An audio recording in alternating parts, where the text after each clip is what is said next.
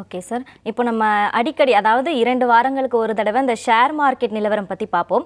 So இனி வரும் வாரங்கள்ல இந்த ஷேர் மார்க்கெட்டோட நிலவரம் எப்படி இருக்கும்? அதே சமயம் வந்து தங்கத்தின் விலையும் ஒரு 80,000 கடந்து அப்படியே போயிட்டு இருக்கு சார். ஸோ அதோட நிலவரமும் எப்படி இருக்கும்?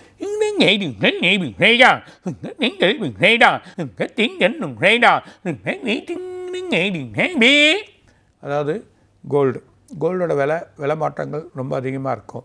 இப்போ அடுத்த வாரம் கொஞ்சம் அளவில் இந்த ஷேர் மார்க்கெட்டில், அதாவது கொஞ்சம் அளவில் இந்த பேப்பர் வேல்யூவில் கொஞ்சம் குறையலாம். இந்த கோல்டோட வேல்யூ கொஞ்சம் குறைஞ்சிட்டு திரும்பி ஏறும்.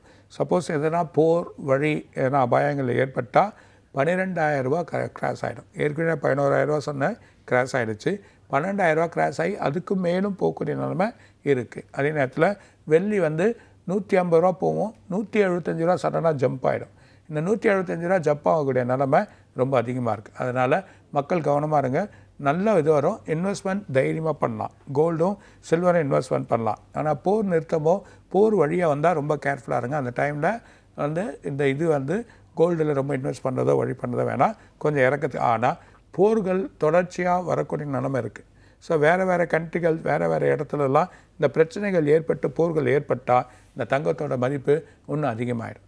ஸோ அதனால் இது கட்டுக்கணுக்காத நிலைமைக்கு தான் போகுமே தவிர இது யாராலும் இதை நிறுத்த முடியாது. அதே நேரத்தில் ஷேர்ஸ் இப்போ கொஞ்சம் பேலன்ஸ் இல்லாமல் இருக்கும். அது இல்லாமல் அமெரிக்காவில் சில ப்ராப்ளங்கள் ஏற்படுது. சில பிரச்சனைகள் ஏற்படுத்தினா வரி வகுத்தனால அங்கே ஒரு நாள் ஷெட்வுன் இருக்குது. ஸோ அந்த ஷெட்வுன் வர்றது ரொம்ப கேர்ஃபுல்லாக இருங்க.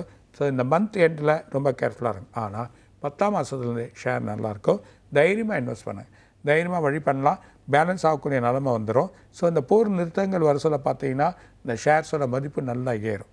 அதனால் இதில் என்னென்ன இன்வெஸ்ட் பண்ணோம், என்னென்ன ஒரு பர்டிகுலர் செக்டார்ஸ் என்ன தேவையோ அதை மட்டும் எடுங்க. ரிலையன்ஸ் எடுங்க. அதே நேரத்தில் இருக்கக்கூடிய இந்த டாட்டா அதை எடுங்க. ஸோ ஹை வேல்யூவாக இருக்கக்கூடியது டிவிஎஸ் அந்த மாதிரி குரூப்ஸ் நிறைய ஷேர்ஸ் இருக்குது. ஸோ அதில் இருக்கக்கூடிய ஷேர்ஸ்லாம் கரெக்டாக எடுத்துகிட்டு வந்தீங்கன்னா நல்லாயிருக்கும். ஸோ லோக்கலில் இருக்கலாம் சடனாக இறங்கி ஏறதுக்கான வாய்ப்பு இருக்குது. ஸோ ஒரு பர்டிகுலர் ஷேர்ஸ்லாம் அப்படியே ஸ்டேபிள் ஆகும். அதனால் அதை பார்த்து செய்யுங்க. ஆனால் அடுத்த மாதம் ரொம்ப வலுவாக இருக்குது. ரொம்ப கேர்ஃபுல்லாக இருங்க. ஆனால் கோல்டு நம்பலாம். கோல்டை பற்றி கவலைப்பட வேண்டிய விஷயம் இல்லை.